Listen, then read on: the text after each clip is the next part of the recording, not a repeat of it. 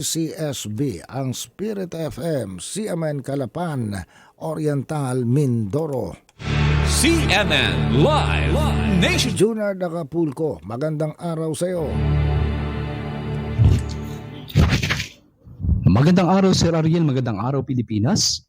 Pinalalakas ng Regional Disaster Risk Reduction and Management Council o RDRRMC Mimaropa ang mga paghahanda upang mabawasan ang posibleng epekto ng inaasahang pagbuo ng El Nino na maaaring magsimula sa kalagitnaan ng 2026 at magpatuloy hanggang unang bahagi ng 2027.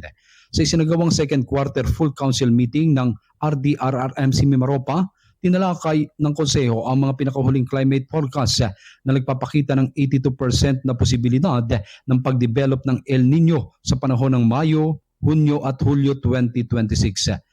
Pinangunahan ni Office of the Civil Defense OCD Mimaropa Regional Director Major Retired General Arnolfo Matanggihan ang virtual na pagpupulong na nakatuon sa mga hakbang upang mabawasan ang epekto ng matagal na tagtuyot sa supply ng tubig, agrikultura, kalusugan ng publiko at lokal na ekonomiya.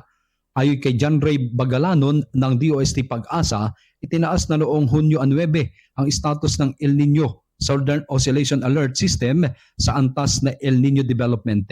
Ipinaliwanag ni Bagalanon na nakumpirma ng mga atmospheric at oceanic indicators ang pagbuo ng mga kondisyong kaugnay ng El Nino sa Tropical Pacific. Noong Mayo 2026, naitala ang relative sea surface temperature anomaly na umabot sa positive 0.5 degrees Celsius na siyang itinakdang threshold para sa paglitaw ng El Nino. Nagbabala ang pag-asa na maaaring magdulot ang naturang weather phenomenon ng mas mababang dami ng pag-ulan kaysa sa normal, mas mataas na temperatura at mahabang panahon ng tagtuyot sa iba't ibang bahagi ng bansa. Pinangangambahang mararanasan ang pinakamalalang epekto nito sa sektor ng agrikultura mula Oktubre hanggang Disyembre 2026 at mula Enero hanggang Marso 2027. Dahil dito, hinikayat ni Matanggihan ang mga provincial at municipal DRRMC sa buong Mimaropa na paigtingin ang kanilang mga early warning system, gamitin ng husto ang lokal na media para sa pagpapalaganap ng impormasyon at i-update ang contingency plan para sa pamamahala ng tubig at agrikultura. Layunin ng paghahandang ito na matiyak ang kahandaan ng mga komunidad at mabawasan ang posibleng pisalang dulot ng El Nino sa rehiyon. Mula dito sa Oriental Mindoro, ako si Junard Acapulco ng DCSB Spirit FM Calapan City. Reporting live para sa CMN Pilipinas.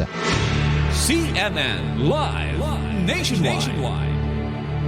Maraming salamat, Junior Acapulco, mula po naman sa impilan ng DCSB, ang Spirit FM, CMN Calapan, Oriental, Mindoro.